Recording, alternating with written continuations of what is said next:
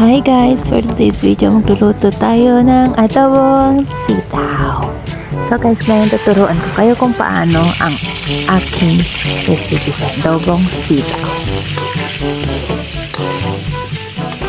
So guys, nagpainit nga ako ng mantika at inilagay ko na yung karne dahil i-crispy nga natin yan. Kung nakita nyo, crispy na, at inilagay ko na yung bawang. Tapos halo-halo kasi yan yung pinaka-best kong gawa sa pagluluto. Tapos lagay na natin yung sibuyas. Ayan.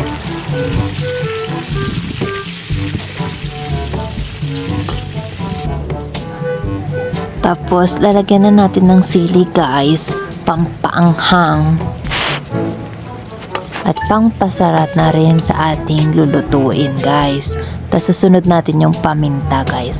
So guys, sinasabay ko yung paminta sa aking paggisa para para matanggal yung aroma, para lumabas yung aroma. Tapos pagtapos yan, lalagay na natin ang ating sitaw. Siyempre halo-halo na naman, ganun lang guys, halo-haluin lang natin. Tapos ito'y ating tatakpan. Pagkatakip dapat buksan ka agad, charot lang. Tapos lalagyan natin si ginisang mix, beke naman, pampasarap. Tapos lalagyan natin yung toyo ng jowa natin dyan. Ay, wala pala akong jowa, single tayo, yung toyo ko na lang lalagay natin dyan. Hintayin lang natin yung toyo. Okay. Tapos guys, maglalagay din tayo ng ating suka. Oo guys, tama po kayo nang narinig. Suka po ang aking inilagay dyan kasi hindi siya malansa.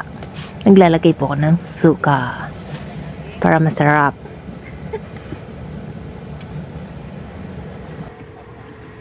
Maraming sukat. Natin guys, at ayan, bukas, ayan na yung sitaw natin. Malapit na natin matuto. Ayan. Siyempre, mahalo-halo yan. Yan yung ginagawa ko lagi. Yung halo-halo lang. Tapos maglalagay din tayo ng ating oyster sauce. Oo guys, naglalagay din ako ng oyster sauce dyan. Isang pakete. Ayan, basta nilagay ko lahat yan. Oh. Makikita nyo naman, di ba? Dating bukas na. Charot.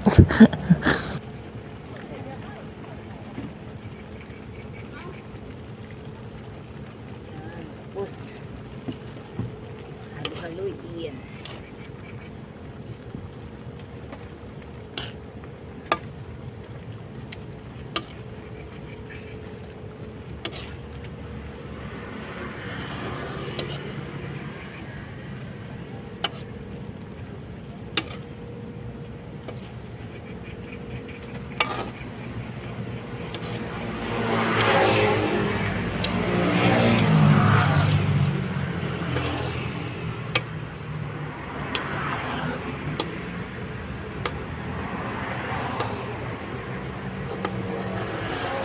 Tikman mo so.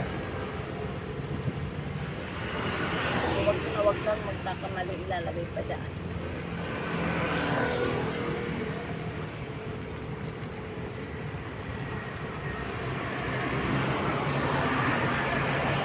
Sobra.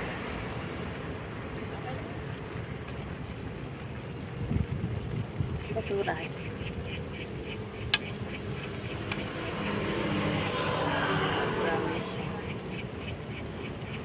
Puro dago.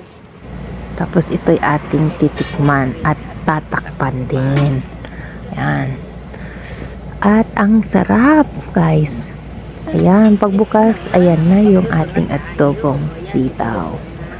Kasi kanina crunchy pa siya. Gusto ko yung lutong-luto yung sitaw. Ganon.